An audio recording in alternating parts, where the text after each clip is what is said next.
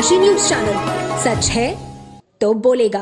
Samajwadi party के सांसद धर्मेंद्र यादव गाजीपुर पहुंचे, जहां उन्होंने धामुपुर गांव में आयोजित कार्यक्रम में परमवीर चक्र विजेता अब्दुल हमीद को 60वीं शहादत दिवस पर श्रद्धांजलि अर्पित की। इस अवसर पर उन्होंने मीडिया से बातचीत के दौरान कई राष्ट्रीय और अंतर्राष्ट्रीय मुद्दों पर अपनी प्रतिक्रिया दी।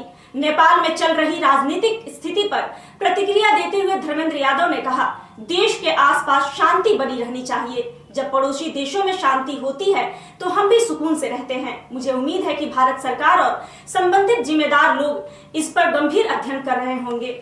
अमेरिकी राष्ट्रपति डोनाल्ड ट्रंप और प्रधानमंत्री नरेंद्र मोदी की दोस्ती पर सवाल उठाते हुए सपा सांसद ने कहा, व्यक्तिगत दोस्ती का फायदा 140 करोड़ देशवासियों को मिलना चाहिए। ट्रंप पहले भी दोस्ती की बातें करते थे, लेकिन फिर भारी टैरिफ लगाकर कई व्यापारिक क्षेत्रों को चौपट कर दिया।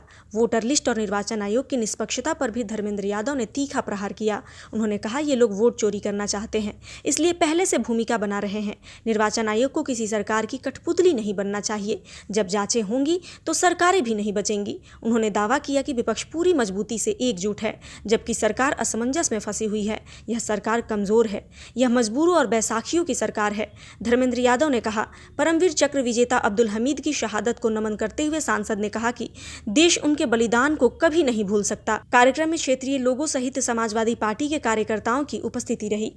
देखिए, मैं समझता हूँ आज की ये शहादत दिवस जो 60वीं है, 1965 की लड़ाई में जिस तरह से वीर अब्दुल हमीद जी ने बहादुरी दिखा के और उस लड़ाई की जीत में एक बहुत महत्वपूर्ण योगदान दिया और अपने जीवन को अर्पित किया राष्ट्र के लिए। मैं समझता हूँ सभी के लिए प्रेरणा इस बात की है, जो नौजवान हैं, जो राष्ट्र प्रेमी है, जो देश प्रेमी है, सभी के लिए प्रेरणा के केंद्र हैं। और मैं धन्यवाद दूंगा परवेज भाई को, जोहेल भाई को, उनके फादर को, कि उन्होंने मुझे मौका दिया इस शहादत दिवस पे आके उनको श्रद्धा सुमन अर्पित करने का। उसके लिए मैं परवेज साहब और पूरे परिवार को, समिति को धन्यवाद देता हूँ। सांसद जी, इन दिनों जो है जैसा कि पड़ोसी देश नेपाल में जो देख रहे हैं, कुछ दिन पहले बांग्लादेश में हुआ और अब नेपाल में, क्या लग रहा है अब इससे जो भारत कितना सुरक्षित रहेगा? देखिए, देश के आसपास शांति रहनी चाहिए। मैं समझता हूँ चाहे कोई भी देश हो, लंका हो, बांग्लादेश हो या नेपाल हो, हम तो यही कामना करेंगे कि देश के आसपास जितने भी पड़ोसी हैं सब अमन, चैन और शांति रहे, तो ही हम लोगों को लिए भी सुकून रहेगा। और मैं समझता हूँ भारत सरकार और जिम्मेदार लोग इन चीज़ों पर अध्ययन कर रहे होंगे। जैसा कि अभी पिछले दिनों जो ट्रंप साहब के द्वारा जो टैरिफ लगाया गया था, लेकिन अब जो ट्रंप के जो सुर बदल गए और मोदी को दोस्त बता रहे हैं और बात करने की बात कर रहे हैं। देखिए, व्यक्तिगत दोस्ती का लाभ हमारे 140 करोड़ देशवासियों को मिलना चाहिए।